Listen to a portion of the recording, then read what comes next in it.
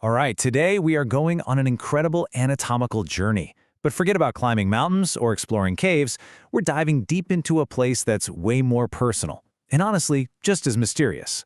A hidden compartment inside your own body that is absolutely essential for keeping you alive. Okay, so we all recognize these guys, right? The kidneys, the ureters, the bladder. They're the absolute workhorses of our urinary system, going nonstop. We get what they do, and we have this general idea that they're hanging out somewhere in our torso. But where is that exactly? I mean, if you had to put a pin on it, could you? See, they're not just floating around in there with your stomach and your intestines. Nope. They're tucked away somewhere far safer, far more protected. So where is this secret spot? That is exactly what we are here to figure out. We are pulling back the anatomical curtain to reveal the secret space that's home to these incredibly important organs. And here it is, the retroperitoneum. Now, the name itself gives us a massive clue. Retro, right? It means behind. This whole space is located behind the peritoneum, which is basically the liner of your main abdominal cavity. Think of your abdomen like a big theater. The stomach and intestines are the actors out on the main stage. Well, the retroperitoneum, that's the crucial backstage area, where all the really important machinery is kept safe and sound. Now this is what makes it all click. It's a top-down look, a cross-section. You can clearly see that main cavity up front.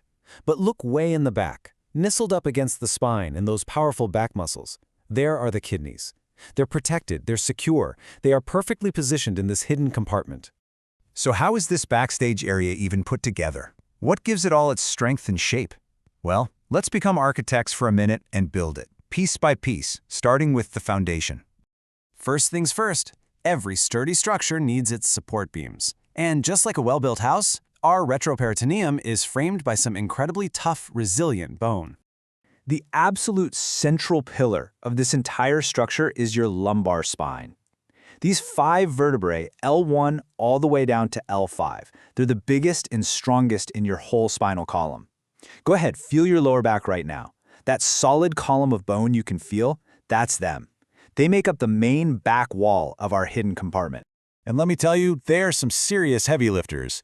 Their number one job is to carry almost all the weight of your upper body. But they're not just static blocks. They also give us amazing flexibility for bending and twisting, all while protecting that delicate spinal cord running right through the middle. So, to finish off our bony frame, we just need to look up and down.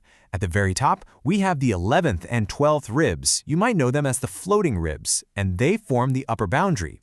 And way down at the bottom, the wide, flared-out top of your hip bones, the iliac crests, they form the floor. So there we have it, a solid protective frame.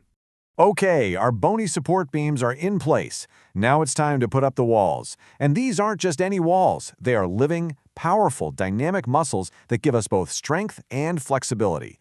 This here shows the main players lining the retroperitoneum. You can see 2 big ones right away. The psoas major, that's a powerful muscle that helps you lift your leg, and the quadratus lumborum, which kind of fills that gap between your bottom rib and your hip, helping you bend to the side.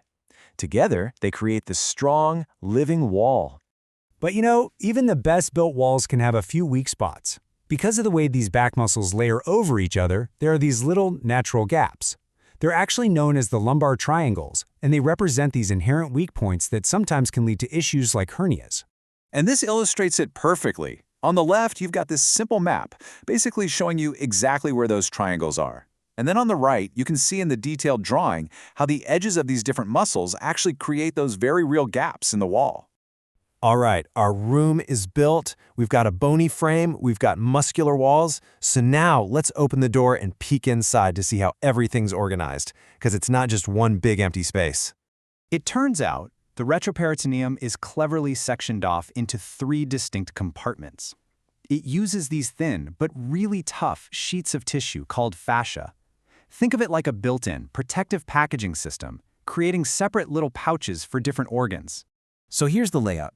The main central space is called the perirenal space. That's the VIP suite that holds the kidneys and the adrenal glands.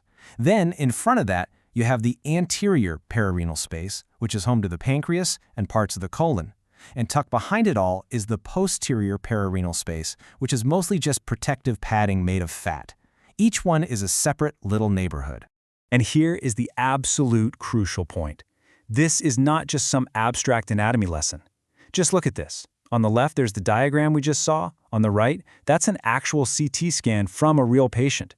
Doctors use this precise anatomical map every single day to read these scans to find problems and to know exactly which compartment is being affected.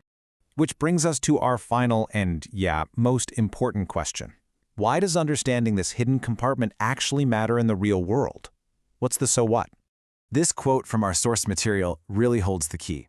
Interfacially, that just means it spreads along the planes of the fascia, those dividers we just learned about. So this tells us that these layers don't just separate organs, they actually act like channels. They can direct the flow of fluid, whether it's blood from a leaking artery or the spread of an infection. So, this is why it all matters. A surgeon has to know exactly which compartment they're operating in. A radiologist uses these spaces to track where a tumor might be spreading. This anatomy is what explains certain clinical signs, like bruising on someone's side called the Gray-Turner sign, that happens when inflammation from the pancreas tracks along these specific pathways. This hidden architecture is absolutely fundamental to modern medicine. We've just taken a guided tour of a room inside you that you probably never even knew was there. It has its own bony frame, muscular walls, and organized little subcompartments, all working silently 24/7 to protect your organs. It just makes you wonder, doesn't it?